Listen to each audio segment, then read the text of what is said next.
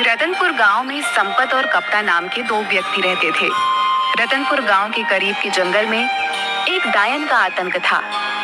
रतनपुर गांव के बहुत से लोग उस जंगल में गायब भी हो चुके थे। संपत और कप्ता उसी जंगल से गुजर रहे थे। अरे कप्ता भाई, हमें शॉर्टकट रास्ते से नहीं आना चाहिए था। यहाँ से जल्दी चलो। सुना है यहाँ पर लोग रहस्यमय तरीके से गायब होते हैं। ये जंगल बड़ा ही डरावना है। अरे मेरा चेला होकर तू बुज़दिलों जैसी बातें कर रहा है। अरे कप्ता भाई, पिछले ही महीने सुखिया चाचा का बेटा इसी जंगल से लापता हो गया था, जिसका सुराग आज तक नहीं मिला। तुम तो वैसे भी 9 महीने शहर में बिताते हो और 3 महीने गाँव में बिताते हो। तुम्हें क्या पता गाँव में क्या चल रहा है? अबे तुम गांव के गवार क्या जानो शहर की आमदनी के बारे में? हैं? तुम तो बस सारा दिन मुंह उठाए गांव में फिरते रहते हो। कितनी बार बोला है तुझे चेला कि मेरे साथ शहर आ जा, लेकिन तू ये गवारों वाली जिंदगी छोड़ना ही नहीं चाहता। तभी संपत की नजर एक पॉलीथीन पर पड़ी जिसे गुरु पकड़े हुए था। ये हाथ में क्या पकड़े हो कप्ता भैया? जरा हमें भी दिखाओ क्या है इस पॉलीथीन में। अरे कुछ नहीं संपत, मेरी पत्नी ने शहर से कुछ डायपर के पैकेट मंगवाए थे, बस वही है।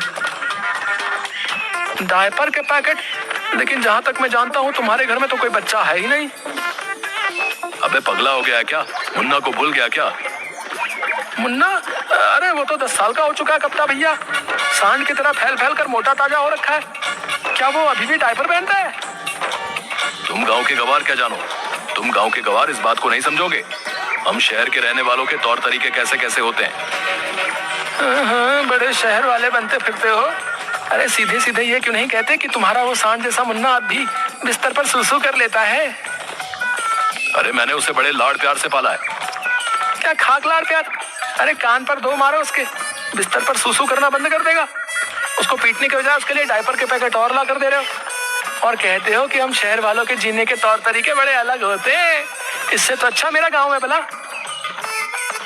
संपत ने यह बात बोली ही थी कि तभी अचानक देखते ही देखते चारों ओर धुआं छा गया और अजीब अजीब सी आवाजों का शोर होने लगा।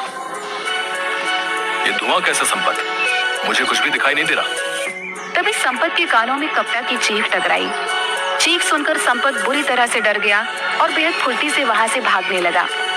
कुछ ही देर में संपत भागता हुआ गांव पहुंच गया और चिल्लाते हुए सबसे बोला, अरे गांव वालों, कहाँ मर गए तुम सबके सब? निकम्मो, तुम सबके सब जल्दी से मेरे साथ चलो, कप्ता भाई लापता हो गए हैं। संपत की बात सुनकर गांव का मुखिया गुस्से से बोला, क्या बात है संपत? क्या कुत्ते की तरह इतनी देर से भौंके जा रहा है? लगता है तू आज भी शराब पीकर आया है। कितनी बार कहा है तुझसे कि ज्यादा मत पिया कर, लिवर खराब हो जाएगा। अबे मर जाएगा किसी दिन। जल्दी चलो मुखिया जी, गजब हो गया। मैं कप्ता भाई को बस स्टैंड लेने गया था और लौटते हुए हम उसी जंगल से गुजर रहे थे जिस जंगल में वो डायन रहती है। अचानक चारों ओर धुआं धुआं छा गया और कप्ता भाई की चीख मेरे कानों में टकराई। मैं बड़ी मुश्किल से अपनी जान बचाकर भागा हूँ। तू दोस्त के नाम पर कलंक है हीरू।